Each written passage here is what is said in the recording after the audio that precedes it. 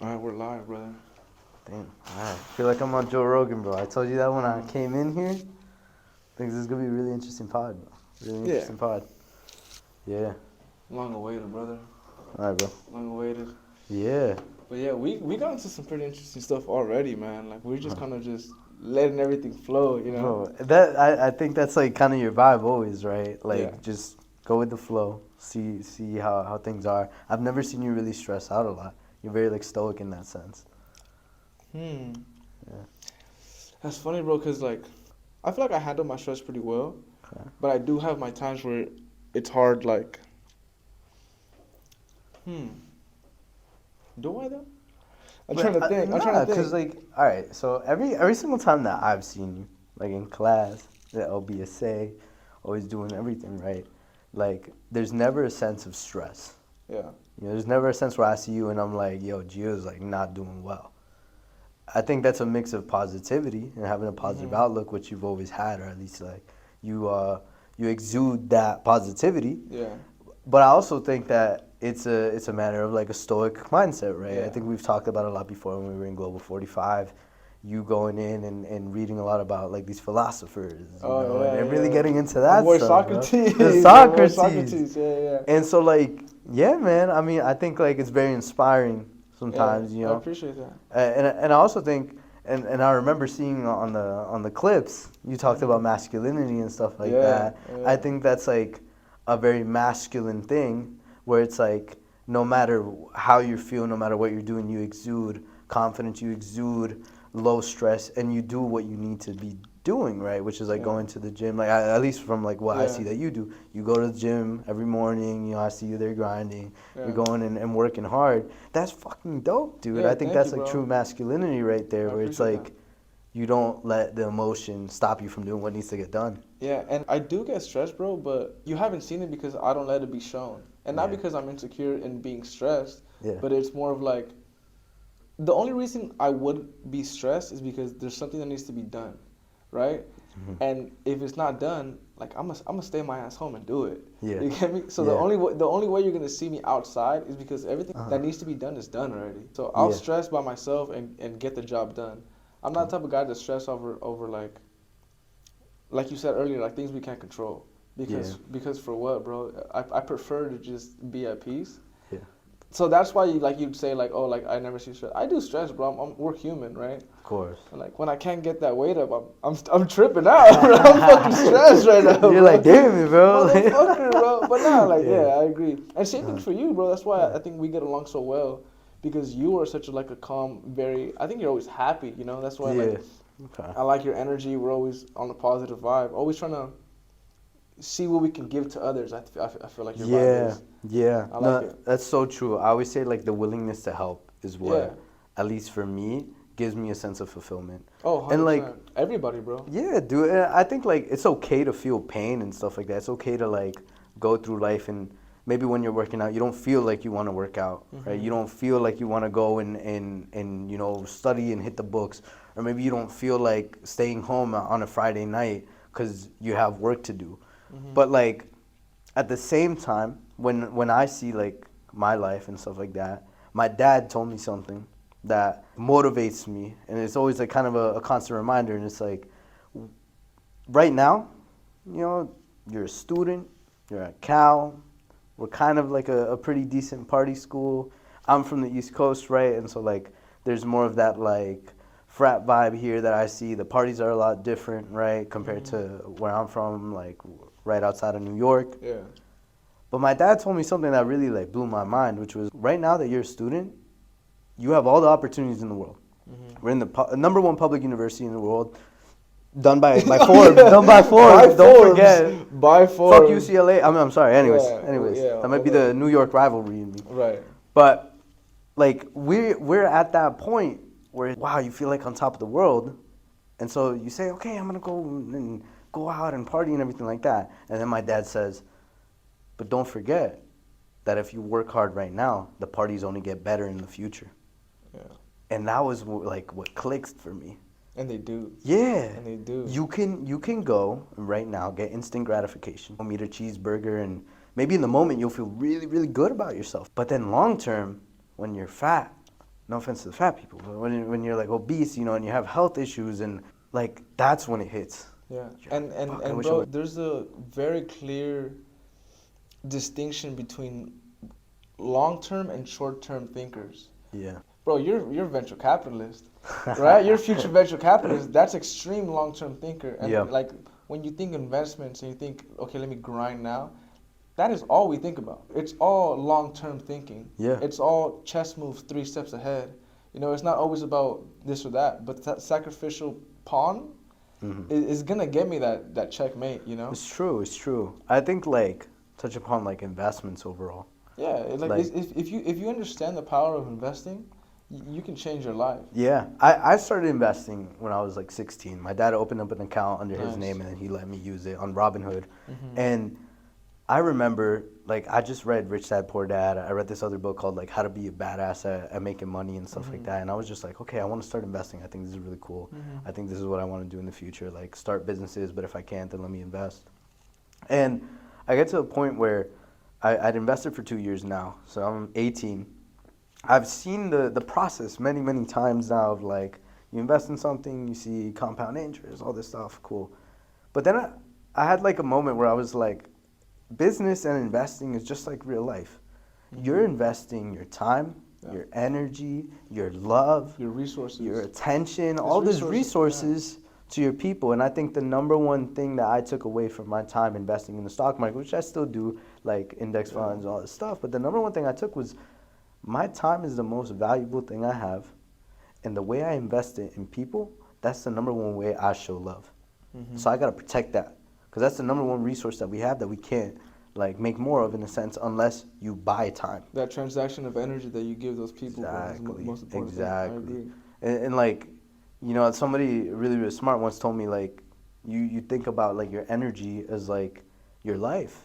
Well, it is. And eventually one day when you're old and shit and you just don't have that much energy anymore and you die, like you're gonna look back and you're gonna be like, damn, how many times did I spend stressing on stupid stuff, on like talking to people I shouldn't have been talking to, doing stuff that like didn't lead to anything, right? Yeah. Not in the sense of like projects, but in the sense of like scrolling on TikTok, on like doing stuff like, you know, twiddling your thumbs, you know, smoking cigarettes, right? Stuff like that where it's like, Cigarettes is crazy. yeah, bro, yeah, no, like I had to stop doing that, right? Yeah. And then it's moments like these where I was reflecting and everything where I was like, fuck, dude, like this isn't leading anywhere. This is taking away from me.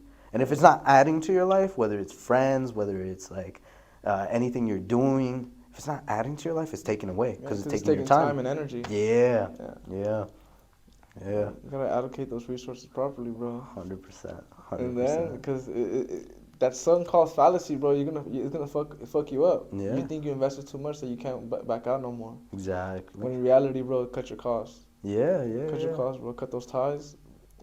Keep it pushing, bro, because there's always gonna be more opportunities. Always gonna be more chances to grow. You know. Exactly, exactly.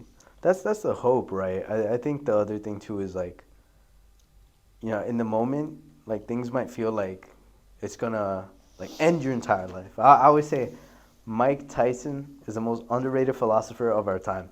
I agree. So what a beast. so bro. like what a beast. like, he's such a beast, man. Like Such a somebody- wise man. Yeah, and bro. also somebody who's able to look at himself in the mirror and as a man be like, damn, I need to change. And he's been changing, right? And Mike Tyson said something on his podcast one time, and I want to paraphrase it, but he basically said, like, your biggest fear will probably never happen. In the sense of, like, if you're scared of heights and you think you're going to fall off a building, you're probably not going to fall off a building. Yeah. When you get scared, feel out the emotion, it probably won't happen, but use that fear to push you. So yeah, man, I don't know. I think definitely like from that standpoint of like using fear as a motivating factor and all that stuff, yeah, it's a real positive thing. And yeah, bro, like whenever you're scared or whenever you fail or shit like that, it's like this is where most people quit. This is why most people don't make it. Yeah. Because they couldn't get past this marker. And so once you finally hit that marker of failure or fear, you're like, okay, here comes the boss. This is the boss level. Yeah. You know, this is the winner of the game, of the infinite game of life. Yeah. Right. So you're always gonna have more boss levels, but to level up, you're gonna have to fight the big bad monster at the end of the level, bro. Exactly. And that's what fear is. That's what failure is. But you keep persisting and new strategies for the same battle, until you eventually come out on top, and then you got that win under your belt. You level up to a bigger fucking boss level. Yeah, and think about it too, right? Like, you know, we're at this amazing university. How many times do you see somebody fail? Almost never. Yeah. Because nobody talks about their failures. Yeah, I thought you were gonna go with the opposite. I was like, bro, looking like not a lot of people fail. No, here. they Yeah, don't. They don't. Yeah. And so why is that? Because at the end of the day, everybody wants to like fit in socially. And how do you fit in socially? You do what other people are doing. What are other people doing? Also, bro, like who they accept here is like we're not gonna let people very fail true, here. very true. But like the point I'm trying to get at is like just because you have a fancy internship, Yeah. just because you were able to do research, just because you were doing like all these things that are perceived to be really socially like up there, doesn't mean that these people haven't failed either. Yeah. They just don't show those failures. I mean, failures in different senses where they don't consider failures. Like my failures won't be your failures and vice versa. Yeah, but what I will say is if you're not failing, at least in my eyes, that means you're not taking enough risk in your life and you're not growing. There's just like going back to like the VC thing and talking about how like business is so similar to real life. There's this one guy I met at JP Morgan who invests in venture capital funds. And I was like, well, how do you pick which funds to invest in? And he tells me this crazy thing. He's like, I want to see a venture capital fund that has a bunch of failed businesses in its portfolio. Because if that fund has a bunch of failed portfolio companies, that means... And they're still going. That one, they're still going, but two, they're taking a lot of risk. And the investors that take a lot of risk are the ones that find the companies that become Google, Meta, Ubers. They become really big because those are the companies that are doing things radically different. Compared to another VC fund who's just success, and small win. They're never going to have a big win because they're not doing enough risk. Yeah. So that's similar to life. If you're not failing... Scary money don't make money. Yeah, bro. Exactly. If you're not failing, you're not growing. You're not pushing yourself. At least in my view. And if you are, it's not as rewarding as if you do something scary, something that makes you feel like, damn, you got that pit in your stomach, and then you're like, wait, but once you do it, you're like, fuck, now I know I could do something even crazier next time. Yeah, it's funny talking about failure because I'm very prideful of the essays I wrote for my college admissions because my GPA wasn't impressive at all. Yeah. So I give all credit to my essays, and one of the essays were about how I'd never failed in my life. Of how like failure is perspective, you know, like every L I took, it was a W disguised. You need to take failures and see them as learning experiences, you know. So like, oh yeah, people fail, but like, bro, I only take dubs. Yeah. This huge backstep in my life, or this huge. I'm trying to find like a different word for failure. I feel like I've been saying failure for too long. Too many failures, like. Yeah, like this huge battle that I'm going through, like, isn't a failure, but a character building. It's experience. A lesson. It's a lesson. It's a lesson in disguise, bro. So, do we fail? Like, is it a failure? Like, I wouldn't consider any like character building experiences in my life as a failure because if we take those away, then like, who are we? I'm missing so much learned concepts. I would say the only time it's a failure is if you don't learn something from it. Yeah, if you don't take advantage of what you learned. But you could learn from everything. Yeah. So and it's a matter of, are you reflecting deep enough to find a lesson? Can you separate yourself from your experience and see where you went wrong and why you went wrong? Exactly. Because the why is what fucks you up. Yeah. Because then you go into this whole different shadow work of like, damn, like it's never because you're not good enough, bro. Because you can always be good enough. That's true. Right? Yeah. So it's always something else that kind of held you back from that last like leap of faith or different decision, and then that takes a lot of hard work internal work to deal with, you know? That's true. That's true. Yeah, man. No, that's deep, bro. That's deep. Bro, because it's all deep. We can talk about getting lucky and this fucking like scary money don't make money, right? Yeah. But why is it like that we're not willing to do scary ass fucking investments? It's like obviously insecurity, but what insecurity in what? Like because we have so much to ride for, right? That's why you see venture capitalists like are high middle class white men. Yeah. Who come from come from money. They come from money. They come from people who have already done it before. Yeah, exactly. But so, like, so is it scary money, bro? It's not. You know, bro, it's not scary money. It's like, I got it. Like, yeah, well, you know, it's I can drop a couple million. Yeah, I mean, it's one of those things where I always say like, it's really easy when you have a lot of something, right? Yeah, I agree. That's why I said this the other day. Quote me, but I said that's why rich people invest, or the rich people donate to charity because they have a lot of money, and poor people donate their time when they volunteer because they have a lot of time. Mm-hmm. And so when you look at it, right, I think like the venture capital is fucked, completely fucked, dude. I think it's like less than 2% of all people in VC are Hispanic Latino. Oh, bro, that's crazy. I've never met.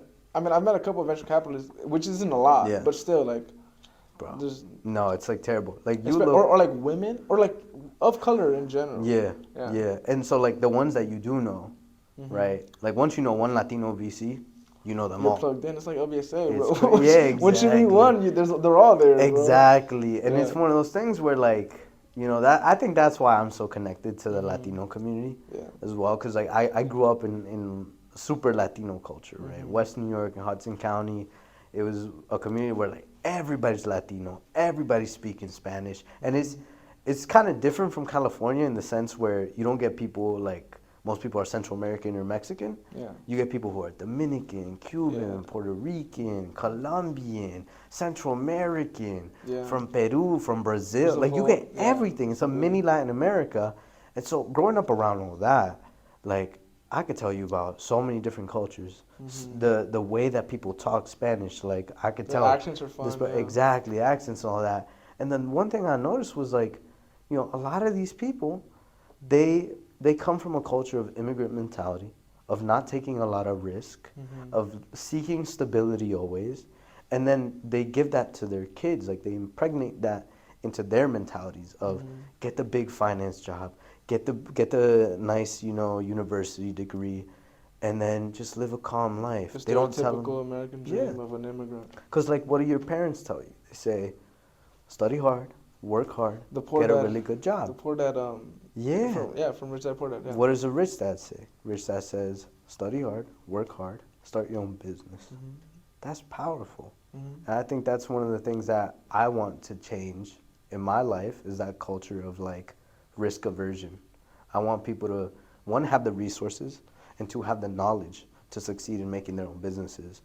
Whether it's tech, whether it's like starting your own like car dealership or like real estate career, whatever it is, like take those fucking risks that people will tell you, oh no, that's dangerous, go to college, do that stuff, you know, and it's hypocritical of me, because like I'm playing the game of let me go and do the big finance brand stuff, but eventually I know where my path is leading me to start those businesses and to do VC stuff. No, I agree. I think we're on a very similar path, bro. Yeah. And that kind of was in my mind as well, because I'm taking this entrepreneurship class, and I was telling my my professor that it was like, well, it's such a different mindset from what you get from learning about Silicon Valley and this entrepreneurship class here in Berkeley, in comparison to the books you read about entrepreneurship, about how it's very like drop out of school, bootstrap it, fucking get up and grind hard. And here's like a look for venture capitalists and very techie, right? So I was telling her about that, and I was like, so what's like like, am I doing the right thing or not? And she was saying, because I was talking about the whole dropout thing, like all the crazy rich entrepreneurs are Stanford or Harvard dropouts. And she lied to me. She was like, those are like very, very rare occasions, but most of entrepreneurs, like 85% of them, have degrees, have MBAs. Bro. Like most of the people that we want to be like are extremely traditionally educated. But like think about it. You know, like I don't know how many millionaires you've met in your life, but like once you meet a couple millionaires. They're regular people, bro. They're regular fucking people. Regular people. They're normal ass people. Especially in LA, bro, where it's like everyone is basically a paper millionaire. Yeah. Because real estate is so expensive. So it's like if you even own your house, you're probably already a millionaire. Yeah. So it's like, damn, is this like like, is this my goal? Exactly. Like, question mark? Like, Yeah. is this what I wanted to be? And I kind of took a look at that, and I was like, well, not really, bro. I kind of want to be more than that. Yeah. Like, I look around and see business owners like, yeah, you guys might be millionaires, but that's not the type of millionaire I want to be. Yeah. Like, the type of millionaire I want to be is the lifestyle millionaire. I want to have a crazy lifestyle. Yeah. Is what I'm working towards, you know? Having the freedom that money gives the you. time to just fucking do whatever I want, Exactly, exactly. Because what's the point of being a millionaire if like you're just Exactly. working a dead end job What's that's the like you're fucking just dollar in my- you have to tell somebody, hey, I want to go on vacation this Yeah. day. No, you can't. You gotta wait until this part because other people are like, fuck that. Nah, I don't want to do that. I want to get to the point where it's like I get to do what I want to do when I want to do it. Exactly. If that's start a business, if that's go to LATAM and talk to people all day, like that's true freedom. You know, and like as much as I always say like I'm red, white, and blue and everything, I love America and all that. Yeah, you know, like I got an American flag tatted on. No, I'm just kidding. I very much think sometimes that we live in a very scary society where people forget to live life. You know, it's one thing to exist, and it's another thing to live. Yeah, and it goes back to I'm gonna get deep into capitalism because of like we're probably econ, Yeah, so we we're learn probably- about like yeah. how we base ourselves off our economic value or economic output. Yeah. And although I accept reality, like yes, like that's how it is, but I would much rather live like a millionaire than be a millionaire. Facts. Right? So if I have the network or the connections and shit to live that lifestyle without making a fucking dime, I think a lot of people do the same thing, you know? So it's not about having that money, but it's about resources in general. Yeah. And like we talked about earlier, the most important resource we have is time. Time, bro. And energy. Yeah. The allocation of your energy is the most important thing. Oh, 100%. 100%. But yeah, living like a Yeah. millionaire is the goal, not being one. Yeah, and dude, like one thing I will say is like, yeah, I like put out a lot of positivity and stuff like that. What you would call like calm mentality. I think that's like, that's just who I am. Yeah. Because you know, like growing up in like the area I grew up in, it was like you see a lot of things where you think, oh, this is normal, right? This is normal. This is everyday things. Like your best friend gets robbed. Okay, this is normal. This is like, you know, it happens. Whatever, you deal with it. You go from there. And then I came here and I was like, fuck, that's not really normal. I really saw a lot of the world really early on in my age, right? And then it made me question a lot about like going and becoming somebody who just is cold, right? Very cold. And so I think I'm very emotional in the sense sometimes, where it's like behind closed doors with my very close counterparts. They'll see at the rawest level me thinking about 10,000 things at once, trying to think what's the next best move, stuff like that. And that's where I think the smartest people are the, like in my opinion, and like besides academics, because I feel like academics is a whole other thing. The smartest people I've met street smart wise, they're very emotionally intelligent. And to have the emotional intelligence to say, hey, I feel like I'm about to burn out. Yeah. Maybe I should chill out for a little bit. Not stop completely, but chill out just a little bit, lighten my load. That's being street smart in a sense. I mean, I wouldn't call it. I get what you're saying about the whole emotional intelligence, but I feel like you just have to be a well-rounded, intelligent person, whether that be socially, which I think street smarts is more socially. You know, like, okay, you know what? In this social setting, I'm not gonna go to that table, or I'm not gonna hang out with these people over there because I'm socially intelligent. I would say that's more street smart. Yeah. There's social, emotional, and then like the academic. If you're like well-rounded in all three intelligence, which is like school, social, and emotional. Yeah. But not only to be able to know it, but to be able to express it correctly. Yeah. Right? Because I can be knowing how I'm feeling or whatever, but if I don't express it, then I'm fucking up my social. You know. Facts. You're like, I can't tell my best friend, hey, you know what, I can't because I'm going through some shit, I need help. Yeah. Then like, bro, you're not at a place where you should be. What in what sense? Like, what do you mean? Like you? In sense of the goal being a well-rounded individual in all three intelligences. If I'm so strongly emotional and I know what I'm going through, but I'm not socially aware that my friend needs to know that, for there not to be any like resentment, then I'm lacking in this area. Yeah. And need to learn how to communicate with others about my emotions. Yeah. So I'm saying you need to focus on being balanced in all three. Yeah. You think so? 100%, bro. I think yeah, maybe. I think when it comes to like certain things, yeah, but I would also say there's a lot of value of being obsessed with something. Yeah, but that's not what I mean. And like focusing on only one thing, right? Because like, let's say you want to be an academic, then it doesn't matter if you're socially or emotionally intelligent, because like at the end of the day, you want to figure out like what the next element is, or like the next political econ theory or something like that. Like, okay, and then you get on the fucking Nobel Prize stage and say what? But that's the thing, like thank you, and then walk out like, nah, bro, you need to be well rounded. Yeah, as if you want to be like a happy person, right? It's just not the goal.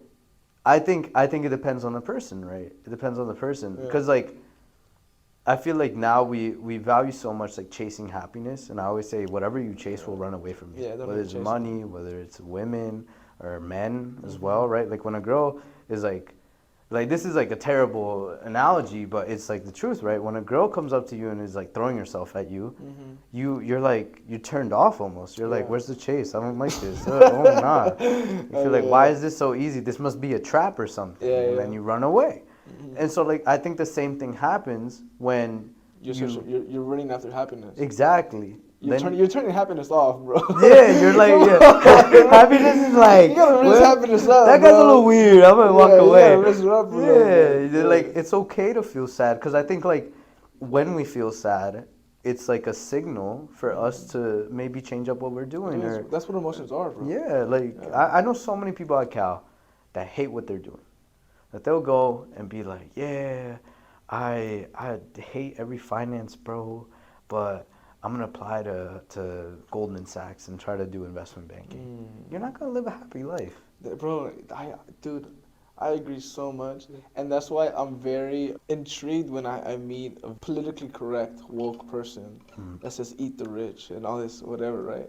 Yeah. And then I ask them, but wouldn't you like to be rich? And they say, well, yeah.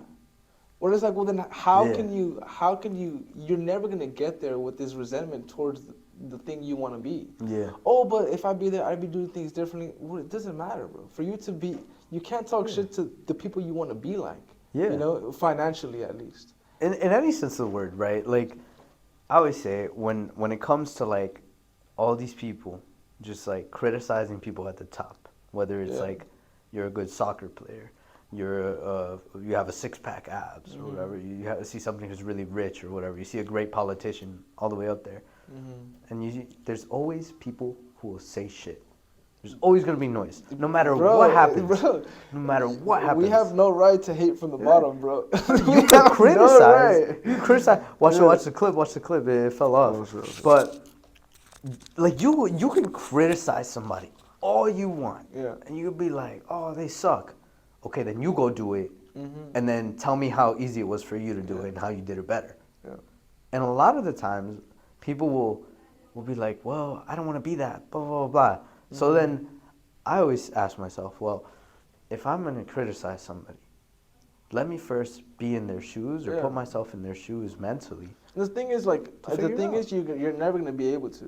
Yeah. Like, you can always try to figure somebody's life out and put yourself in their shoes, but there's always, like, different factors that we don't consider. Exactly. Yeah. Exactly. We'll never know the full picture. You know, but like, my other thing too is like when you encounter somebody who's like really woke and they're like, oh, I'm full on communist, I hate capitalism, or like I hate gym bros because gym bros are just funny, alpha males and they're just so walking meatheads and all that stuff. I always say like, okay, well, like take a step back, relax, and relax, you know, because a lot of people get like really opinionated and charged up, and then I tell them like, really like, think about how the world works. Yeah. You know, that there's so many people who are like, oh, like communism all the way, this, that, and the third. And like even me, bro. Like I think sometimes like socialism when it comes to medicine would be incredible. I agree. But we live in a world where that's not the case. When I'm walking around in my hometown, and my hometown's not dangerous, like super dangerous, right? But if I'm walking in West New York at 3 in the fucking morning, I'm not gonna be like, well, you know, I don't want to racially profile another Hispanic brother, so I'm gonna stay on the same side of the road even though they're wearing like a shiesty on them. No, I'm gonna be like, yo, he's wearing a shiesty, he's running with 3 fucking dudes. Let me cross the fucking street. Not the black Timbs and the yeah, shiesty. Yeah. Like, bro, I'm gonna get out of there. Yeah, not the black Air Forces. Nah, fuck that. Yeah. So what I say is like, base your life off of reality. Yeah. The reality is that we live in a capitalist society. Yeah. There's a game to play, and if you really want to make change, if you really want to make change, you got to play that fucking game. Win the game. Get some power. Win the game. Get some money. Meet some really important people, and then you can start enacting change. Then you can start telling those same important people, hey, listen, maybe we're doing it wrong, right? I'm not gonna go and right now bark at all the white VCs and be like, y'all should you hire more African Americans and Latinos. Nah, because what are they gonna do? Who the fuck is that guy? He's just a college kid. Talking from the bottom. Yeah, fuck that. Yeah. But when they have to listen to you, because you're the guy with the money, or the guy with the connections, or the expert in the field, then nobody can ignore you. Yeah. That's when you make the realest change. Mm-hmm. That's just like the way I look at it. No, that's fire, bro. Yeah, and I 100% agree. And I could think about like how society is and like how it would be more optimal to have like a socialist medical system or to like not allow all these greedy corporations to like pollute the foods that we eat and make it super addicting and have obesity go up and all these things, right? But that's not the society we live in. Bro, and I feel so many people are obsessed with fairness. Yeah. And who told you came into this fair life? Bro. Everybody has been telling you life isn't fair. Yeah. So what clicked at what age that you thought it should be? Yeah. Bro, the odds are against you forever. 100%. You either accept it and keep that shit pushing, or you sit and sulk about how unfair life is in 100%. All circumstances, bro. Yeah. If something happens to me, oh shit, that's not fair. Where's the referee, bro? Exactly. Like, who's the referee? Yeah. You're fucking your life up by sitting here and crying about the positions that life puts you in. Where unfortunately, bro, like, what can we do now? Yeah. At this moment, there's only things you can do for the future, right? So if you want to change the future, let's do that. Yeah. But as of now, my bad, bro. And obviously, we're talking from a very privileged perspective because we haven't had to struggle as much as other people. But same thing to those people. Nah, bro. I don't even think so. But those people haven't struggled. I think from different people. Like, I think you shouldn't be apologetic. Cause I'm not apologetic. Like, I'm just because everybody has a struggle. And you know what I mean? And that's what I'm saying. Like, I agree. What I will say is like. But wait, we should like acknowledge that where we're talking from. Yeah. Right? I mean, like we're in a first world country. We were born here. And that's what I'm saying. Cool. Even just first world country, that's already putting us in the place of privilege. But why should you apologize for something that you had zero control for? I didn't apologize. Because I feel like that acknowledgement at times can be like misconstrued as like a way like, oh well, fuck it. You know, I'm not saying I'm sorry. I'm saying so bad, so sad. These are the cards. Like, yeah, exactly. You know? And I always say, like, even for the white guy, white male, CEO, dad, son, they have a whole different set of struggles. Yeah. You know, like how many of those people do you think are super depressed, suicidal, and end up killing themselves? A shit ton, bro. Right. A fair amount. Yeah, because they don't have a journey to go through now. That's crazy. That's crazy. Yeah. You know? And so like everybody has different struggles. Everybody has different like positions of privilege, right? Mm-hmm. Like, obviously, there's going to be some kid in Africa who, like, is from a tribe that, like, nobody else speaks the language and they'll never be able to get into a university. They'll never be able to even, like, understand, like, stuff like that. Because, like, there's, like, it's a different world. The question I always ask myself is, like... But I don't like that example because then you're giving the premise that he wants to go to fucking Berkeley. No. That's what I'm saying. I was literally about to say that. This man is happy. Yeah, I was literally about to say that. It's like, and it begs the question... Why do we always define success as a Eurocentric metric of like you have to go to a great college, you have to work for exactly. Like that's a very Eurocentric way of thinking of success. Mm-hmm. You know, maybe success for them is like building a family and like you know continuing their traditional cultures. That's right? Fucking my success. Exactly. That's like, my success too. Like bro. If that's your cup of tea, like I will never tell anybody like if you feel like you're fulfilled with your life, oh you should change that. Nah, bro. Nah. If people want to go day in and day out, smoke weed, and read like books on Socrates for the rest of their life, and that's how they're fulfilled, who am I to tell you don't do that? Yeah. Now I might be a little happy because that's one less person that I need to compete with, and somebody who's taking away a job opportunity from me potentially if they fill the job and I don't get it. Yeah. Like, cool, but I'm on a different path. I have different motivations. I have different interests, right? And so I don't know. I think it's like the one thing I always say is on the topic of like disadvantages and all that stuff and fairness. There should be fairness and opportunity when it comes to like public education. It comes to public education and not starving on the street. I think those are two things where like as humans, like we're a little different than regular animals. I think that when you think about like, oh, we should let everybody like have the same like richness and like everybody should be able to go into Berkeley if they want to and all these things, then it's like, wait a second, calm down, calm down, take a deep breath. Yeah. Like at that point where it's like you're pushing all these things of like outcome is all the same, everybody should have the same outcome. You're forgetting, and I think as humans we get a little prideful that we're human. You're forgetting we're still animals. Yeah. There's still a hierarchy system. There's still predators out there. There's still people who like have those innate animal tendencies, right? We get angry. Think about fairness, right? And you think about like the hierarchical animal kingdom, like innately there's going to be a human hierarchy because we're animals. We still abide by the same natural laws that dictate nature. And so there are going to be people who are genetically more intelligent, who genetically more intelligent in the sense like they're I don't know that was bad. What I'm trying to say is like genetically.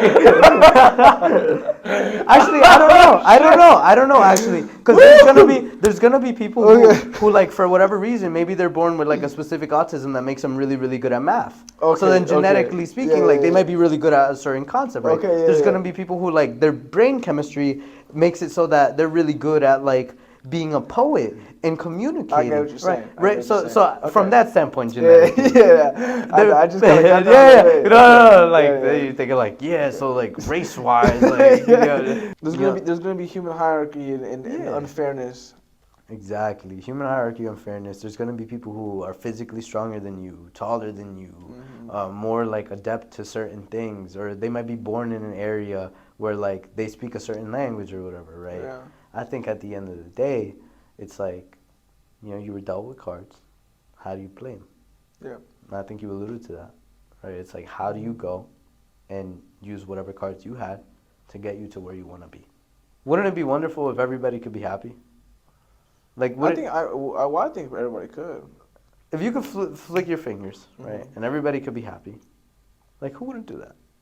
You'd have to be really evil not to do that. Well, yeah, but regardless of like how you get that done. Yeah, but I think everybody could reach a happiness level, sure. Yeah, so well, then maybe you disagree? I think like there are some people who live really sad lives, yeah, and like. But that's perspective. Bro. No, not even perspective. Like there are people like I've met certain people where it's like that doesn't mean he's gonna be sad for the rest of his life, forever, right? You know. But like. It's definitely gonna take a toll on him. It's gonna affect his life forever. But that doesn't mean his chance of happiness is gone forever either. That's true. I think there might be in a world where like, can everybody be happy? Like, sure, bro, 100%. Like, I definitely believe. I think happiness is a choice that you need to work for. You know, yeah, a choice that you need to put the time and the effort, the energy to.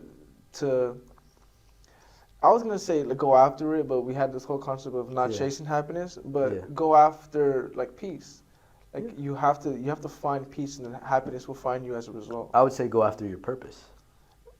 How are you progressing towards your purpose? Not chasing. How are you progressing towards your purpose?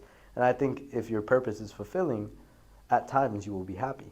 You won't continuously be happy. Nobody is happy 100% of the time. Because if you are, then what's the point? What's the point? Yeah, because then it doesn't hit the same. That's why. Yeah, exactly. Right. Exactly. You know how good it feels to be sad if you haven't been sad in a minute. Exactly. Because even being sad, which is a negative emotion. Like it feels so good to feel. Yeah. You know, after so like such a long time of either like numbness or just highs, Yeah. just feeling something feels good. You know, Mm-hmm. and same thing for happiness. Imagine you get that the couple of days where you kind of just felt a little better. You know, the wind and the sun were out perfectly. Yeah. It's like wow, like Damn, life is good. this is perfect. You know. Yeah. Yeah, it's a scarcity, bro. Like It's true. if you're not happy for so long, you get that just a little bit. You know, that's why I'm saying perspective. You know. Yeah. Are there ever times where like you in your life, you make your life a little bit more difficult because you feel like? Oh, every day, bro. I think that's the How point. do you do that? Bro, like one, I waking up early, cold showers, the gym, Okay. meal prepping sucks, Uh-huh. studying sucks, reading my fucking, like doing my homework sucks, bro. Like these aren't things like I want to do, but I do them because it's for my purpose, Yeah. right? Like I need to chip away at this image of myself that I need to carve out of who I am now. Yeah. So every day you're just kind of chiseling through, That's true. you know. That's true. But what about you? What do you do? Dude, I think a lot Oh, of I similar also like stuff. I'm also like sober for a couple months out of the year. Yeah. Which is Yeah. a big thing. Which No, is that's- so difficult, especially like being such a social person. That's a hard one, right? Yeah. I mean that could be a podcast in and of Bro, itself, bro, right? yeah. Sobriety, like making sure that like when you're going out, you know, especially here at Berkeley, these are things that like people won't tell you. But like you go out, you know, you think, oh, this is the number one public university in the world. Everybody's like a really like great saint and everything like that. Nah, dude. Nah, bro. Bro, you go to frats, hella cocaine all over the place, hella marijuana all over the place. I haven't seen those, bro. Hella Turkish all over the place. Yeah, But like, yeah. if you talk to the right people, they will like I'm sure bring it's- it out I'm of there, sure right? it's there, bro, It's yeah. there, I'm and sure it's there. you would think like people are like, oh, this is great schools. They have great people and all that stuff. If you're gonna do drugs or you're gonna do something bad for yourself, Mm-hmm. like you're gonna do it anywhere, Yeah, I agree. regardless of where you are, because the temptation's always gonna be there. Mm-hmm. It's a matter of being able to say no. And sometimes, like for me, like going out to like a social or a party or something, and then like they tell you, oh yeah, here's some whiskey, here's a beer or whatever. Mm-hmm. Like it's hard to say no sometimes. It is, bro. Because It you're is. like, even if I don't get like shit faced, like I'm not somebody who like gets wasted. I've never gotten wasted. I might feel really good and be like, Yeah, oh shit, yeah. I gotta drink some water, but I never black out. Mm-hmm. Even then, like there's a little part inside of me, like a little inner voice that says, damn, I shouldn't be drinking. Mm-hmm. You know, it's poison at the end of the day. Oh, for sure. But then I also say you gotta pick your poisons.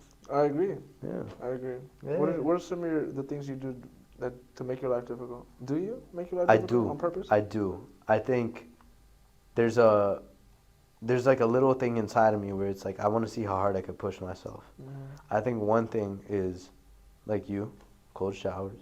Yeah. You know, going to the gym all the time. Social interactions. You would think that I'm a very like I think it's type A, where it's like people who are just love talking, just love going Yeah, I out there think and you everything are. like that, right? Nah, dude. Mm-hmm. I'm a very closed You off built that? person.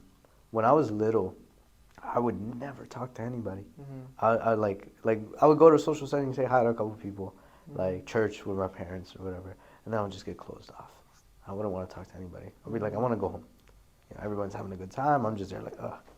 And I think like going out there, talking to people, putting yourself out there, that's a skill. Mm-hmm. It's a skill. I recommend everybody go and talk to people, I have agree. conversations, because you never know who you could learn from. Is that something you still uncomfortable with? At times. Yeah. At times, I think like there's a part of me where it's like I just came from an info session for a club, right? Mm-hmm. Talked to a bunch of people, did some tabling. My social battery is dead, Mm-hmm. but I'm still here. I'm Yeah. having a good time. It's not a fake thing. It's Yeah. more like I think sometimes you need to recharge that battery. Yeah, 100%. Yeah, and so like that's normal, you know, and I know my limits when it comes to that. But at the same time, it's like, yeah, I'll put myself out there. Sometimes I'll extend that battery. Yeah. And then I think sometimes those are the best conversations that I have. Or those are the best memories that I have. Yeah. When I don't want to go to a retreat. It's or I kind of don't like wanna do something. the authenticity comes out when you're Yeah. tired of Of putting up a mask, bro. Well, because I was gonna say that, but I don't think you put up a mask, or I don't think I put up a mask when I'm being like a social person. I think everybody puts up masks. I don't think so. I feel like I'm pretty authentic. Like everything, I'm pretty. But you never bite your tongue sometimes. You never say like. But biting my tongue isn't necessarily not being who I am. It's more of, like who I am is respectful, and sometimes I have intrusive thoughts. You know, and my intrusive thoughts are not who I am. Right? That's not like putting a mask. That's just being aware of the other voices in my head. I would argue that sometimes those intrusive thoughts are who we are. I would disagree 100%. Like, sometimes they are, right? Where it's like, damn, I want to be a little bit lazy today. I don't want to go out to the gym, or like, man, this person's being a dickhead. No, it's your like, actions, bro. Like, oh, I'm gonna like tell him to like fuck off, and I want to curse him out or whatever. But like, then I say, there's also another part of who you are, and that's the person who's like conscious. There's a subconscious and then there's a conscious, and that conscious, like I think that's the mask that we always put on. The subconscious, the knee-jerk reactions, the like, oh, I'm thinking about this, I'm thinking about that, and like, oh, but maybe I shouldn't say that. I think that's who we truly are. And that's why I always say, when people are like, be yourself, that's bullshit advice. Be your best self. And that's a mask in a sense. That's you, bro. What are you talking about? No, that's a mask, you know. Because, like... I would disagree, bro. Because like, think about it, right? Like, even though they're intrusive thoughts, they're still your thoughts. Yeah. It's still a part of you. A part of you, yes. I think your actions eventually become who you are, but where do your actions start? With your thoughts. What you're saying is, like, my intrusive thoughts isn't, like... Let's say I'm not putting up a front right now.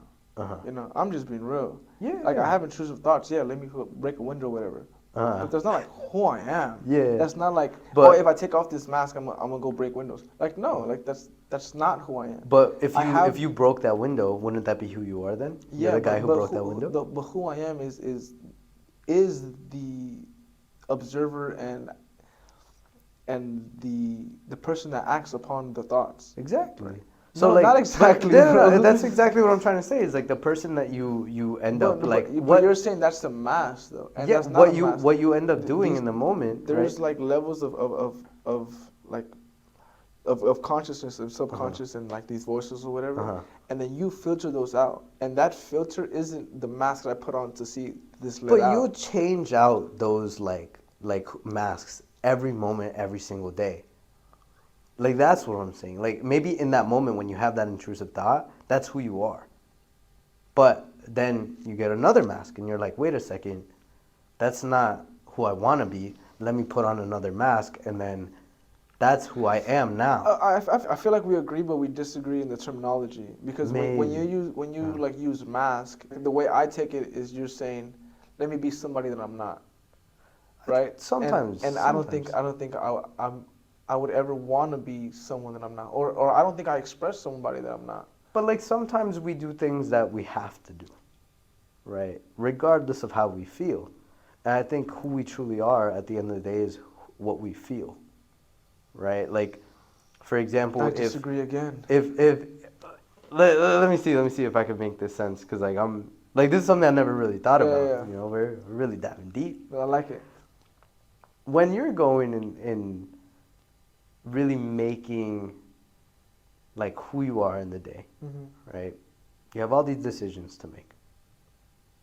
Right now, I could open my computer and say, I'm gonna withdraw from Cal. Yeah. That intrusive thought in that moment might be my mentality, might be how I'm thinking, might be who I'm becoming. It might even be who I am a little bit. But I think the change comes in, and then you drop one mask, you put on another one, when you say, wait a second, nah, let me keep going. Let me push myself. Let me make the action that will make me into who is putting on a mask, bro?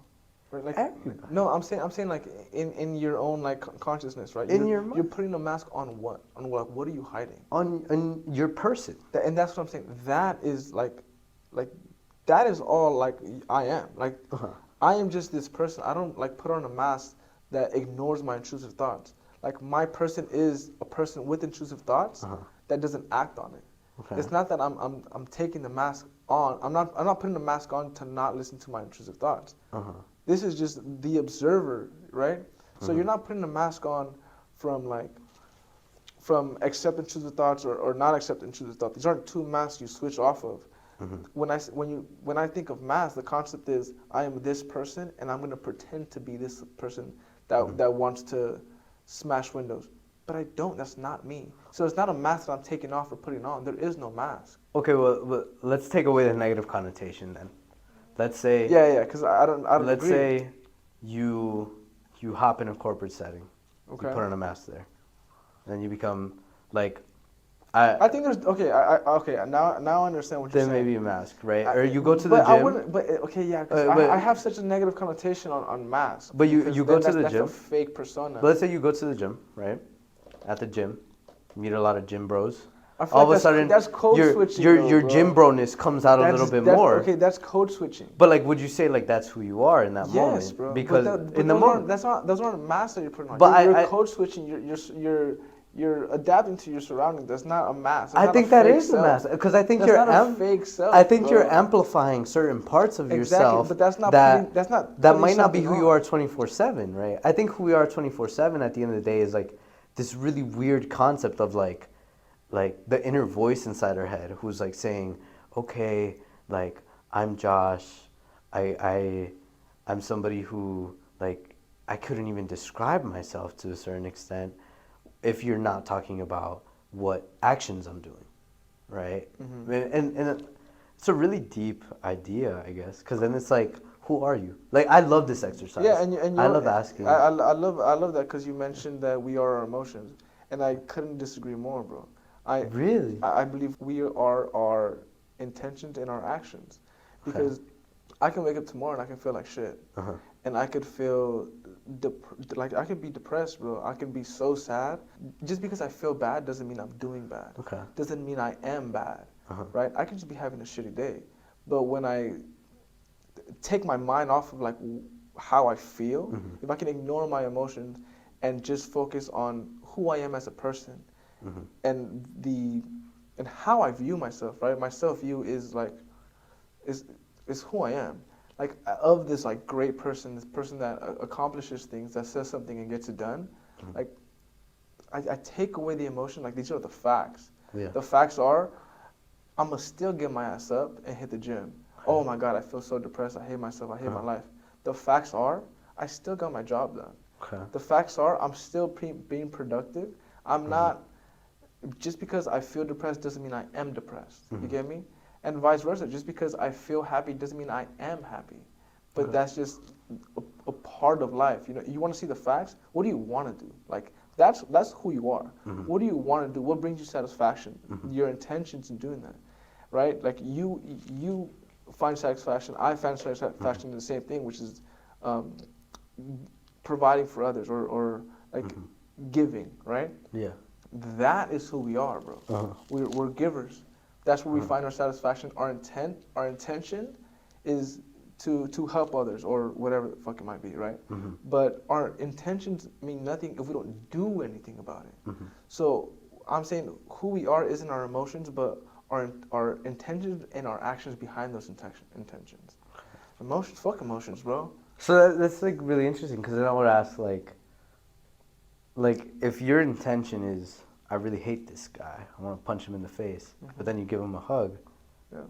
Does that mean you're like a friendly person, or does that mean that like that's a very specific situation? No, but it's a concept. If your action is different from your intention, then what are you? Well, I would think about it like if I wanted to do something negative to this person, right? But I give them a hug. Well, then my intention was to calm myself down. What was my intention to give them the hug? And then I have to ask, what was it? Like, was it for a malice reason to be petty? Let me give you a hug, or was it, you know what? I need a breather, and you're here. Like I'm gonna hug you. Yeah. And so that is what defines you. Like my intrusive thoughts will never define me, bro, because I'll be thinking some stupid ass shit, you know, right? I wanna jump off the 5th floor, you know, see what happens. Like no, that's not what I am. You define yourself by your emotions? I would say like genuine thoughts, Mm-hmm. I feel like that's who you are at the rawest level. Like if you had no society, Mm-hmm. no, like nobody telling you what to do, like when nobody's watching, Yeah. what are you thinking? What are Yeah. you doing? And what are you allowing to influence you? If the answer is nothing, that is who you are at the deepest level. And so the reason why I say I feel like we're putting on a lot of masks is because a lot of the time, like when you want to break that window, you say, wait a second, like that's not who I am. I don't want people to look at me like that. I don't, like my mother didn't raise somebody like that. And then I feel like then you're putting on a mask But that who are you stops talking you. to? You Like yourself. exactly. Yeah. So that is not being But unauthentic. I definitely think that like that's what I'm saying. There's so many different masks that you put on every single day where it's like you're fluid. You're not constantly like there's no one Geo. There might be a happy Geo. There might be a hardworking Geo. There might be an angry Geo. There might be a lustful Geo or all the different Geos that there are that make you into one person. But I I think wouldn't say those are different masks. Is what am I? Maybe or it's the terminology, but I think like there's one Geo, yeah, right? But like and the other thing too, and maybe this is like maybe it is the terminology yeah. because I do agree with you to like a very large extent. Like now that I'm thinking about it, like your actions really tell you who you are at the end of the day. Because you could, Intentions. yeah, even the intentions, right? No, I say because it's not your actions. Because I can drink 3 times a week. Doesn't mean like like. But what's my intention? Why am I doing that? It's because I'm a sad, depressed person looking for right. Well, because if anything, I would say your intentions are more of who you are than your actions. Yeah. Because I can do a good thing for bad intentions, and I would consider myself a bad person. But right? like, And vice versa, if you do a good thing or a bad thing but for good intentions, or it's like brother, like you're not a bad person. You just did a bad thing. So I would define ourselves more by our intention than our actions. But because they go hand on hand, it's your intentions and your actions. but then I would argue, right?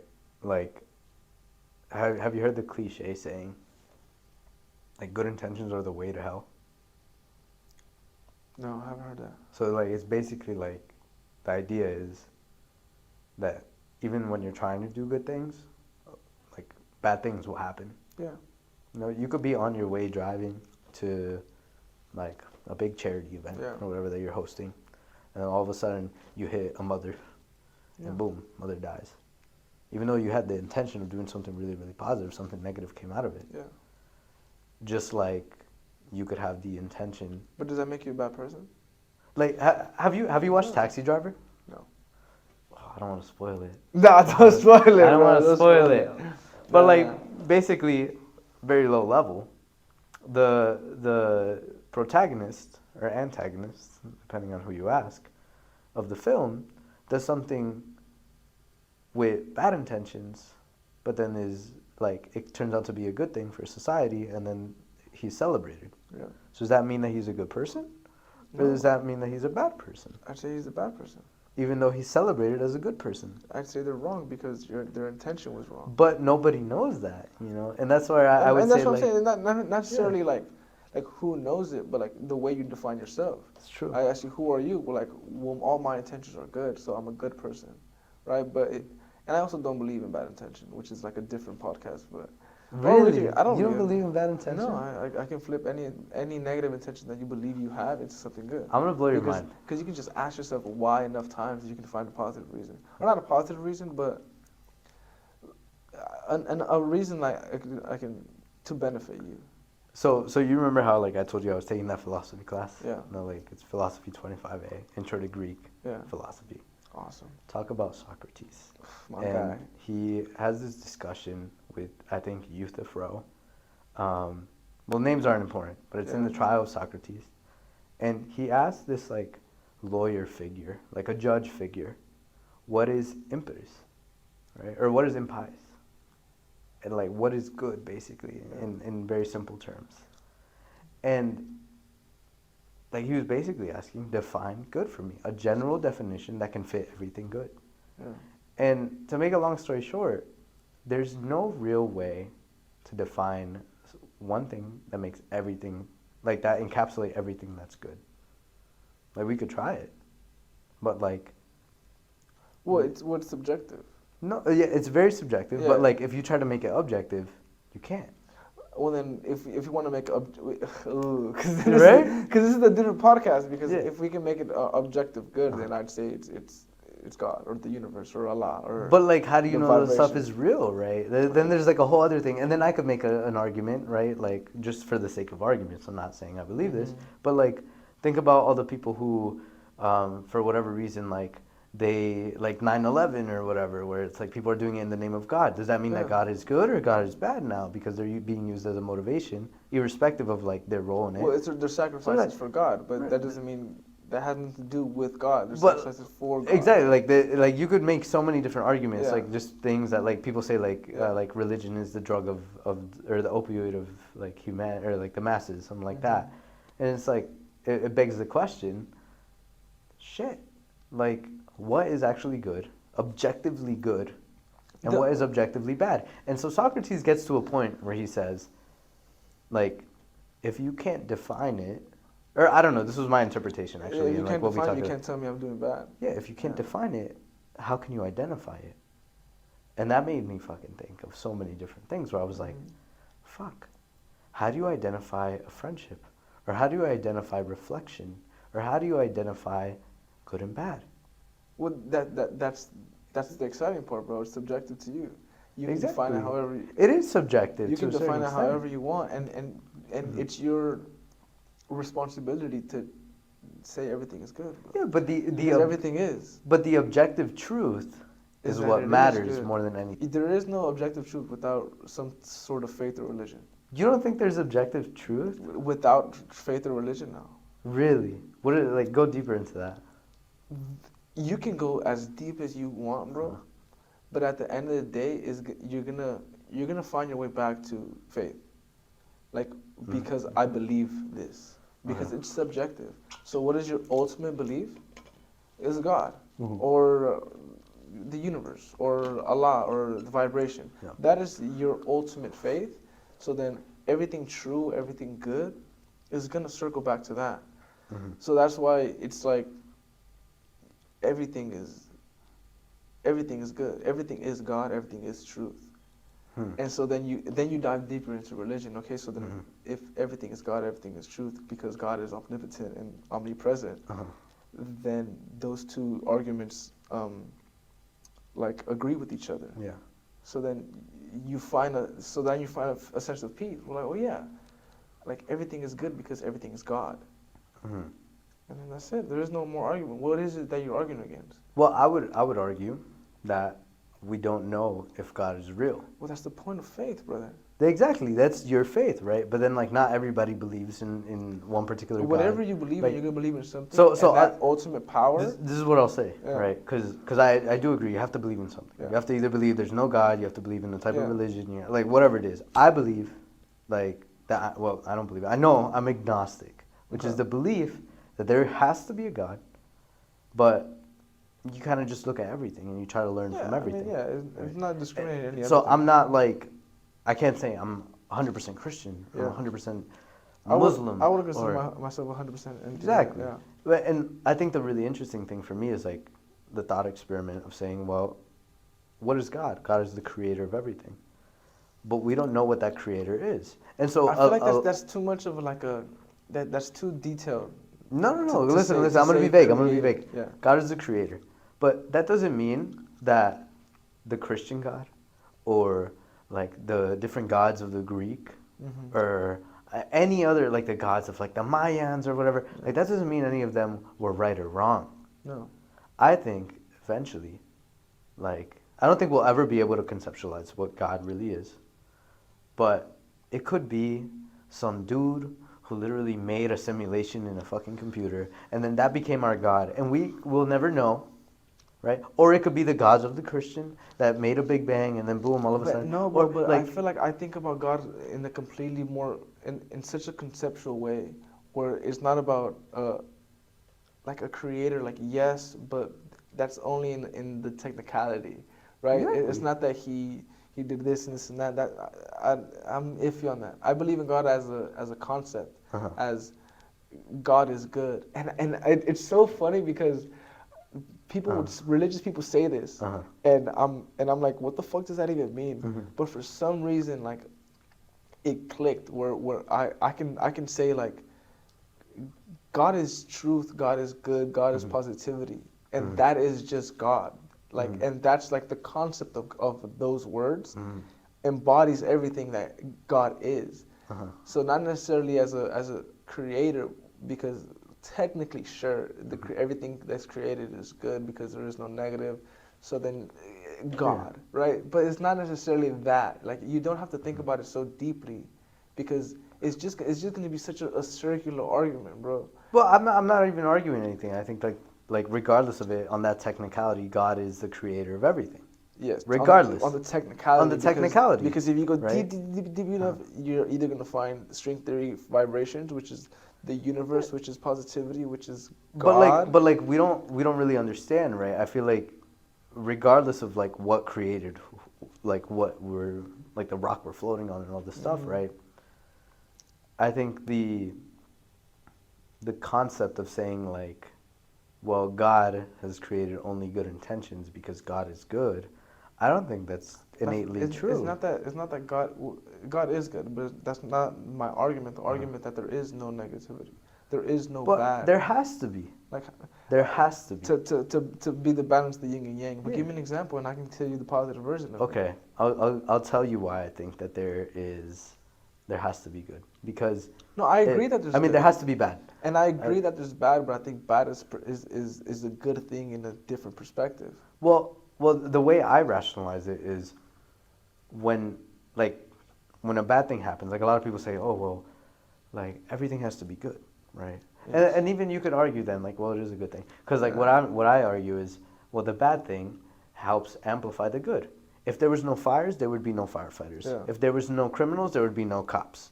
If there was no no diseases, there would be no doctors, right? And so because of that yin and yang theory, the cause and effect of life, cause and effect and all that, like there has to be things that are bad to make the things that are good.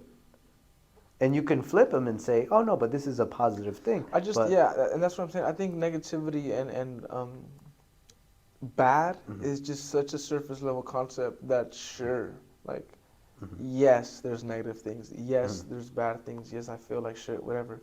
But then like peel one fucking thing off the onion. It just takes one, you know? It's one thing of changing your perspective and says, oh, well, technically, like, it is a good thing, right? That's one peel off the onion. And then another thing, oh, wait, well, that was never a bad thing in general. And then another one, oh, well, it wasn't a bad thing because there is no such thing as bad.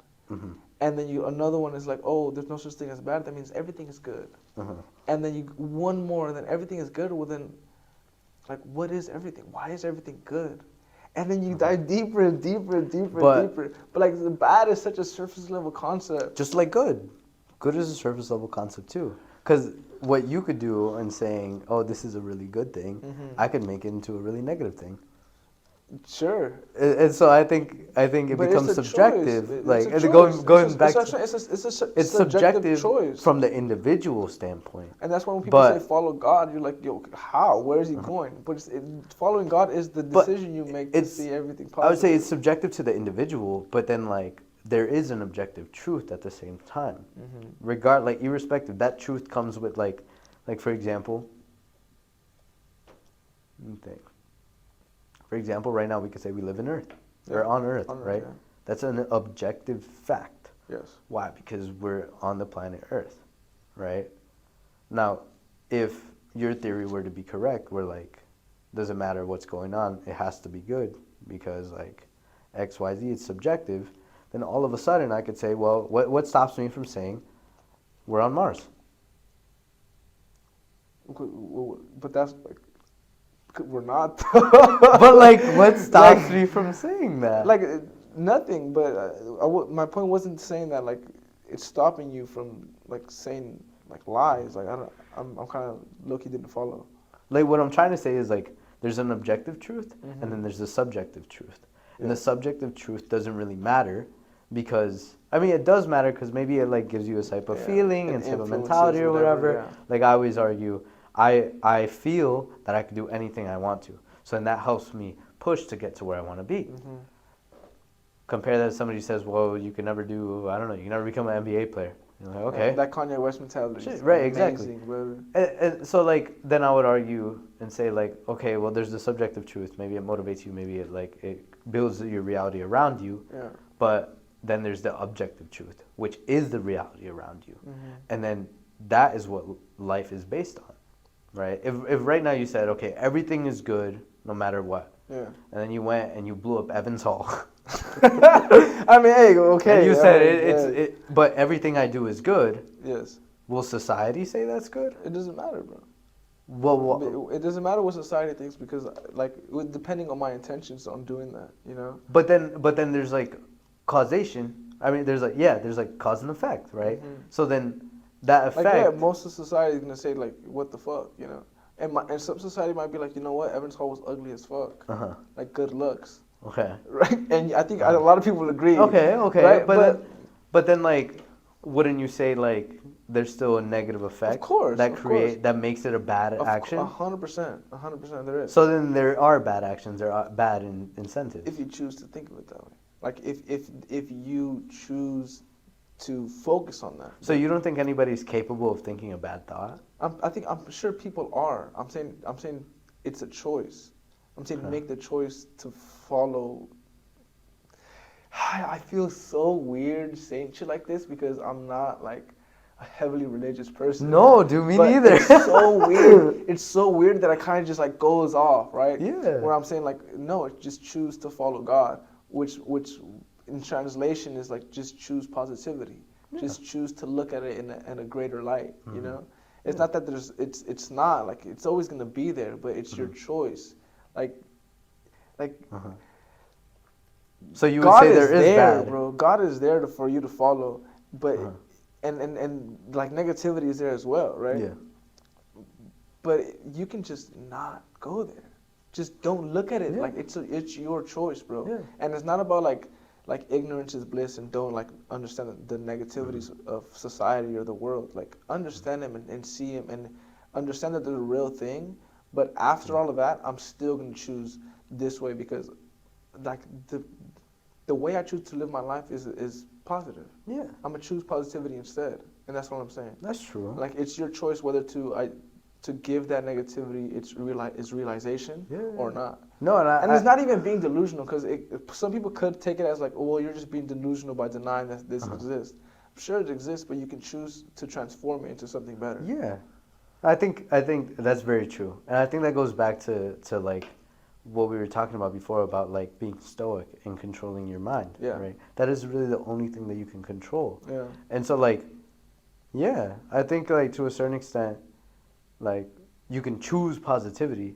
Now, are there people who like? I still think that there are people who choose negativity and have negative intentions and do bad things. 100%. And like that is an option, but I like the way, and I think it's very unique sometimes because there are certain people who won't choose that. They'll choose the negative life. It's easier to choose the negative, like mindset.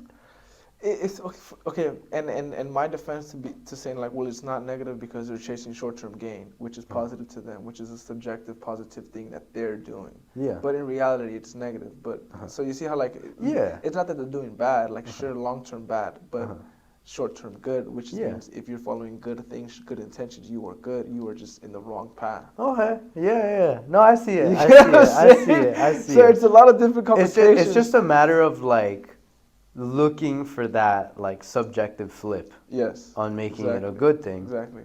So I can like that's why I'm saying like chasing happiness doesn't make sense because happiness is vices. Yeah. Right. I can do a bunch of stupid shit for a long time and say, well, I'm living my life happy, but short term or long term, you know? Yeah. It's just a choice. Yeah. We kind of rambled for a bit, bro. That was pretty fun. That was crazy. Shit. No, but that's good, right? We kind of just went off, bro. Yeah. No, but that I feel like this is the beautiful thing about like having a podcast and having these conversations. Yeah. It gives you the excuse to have these conversations bro. And be challenged and like create new ideas.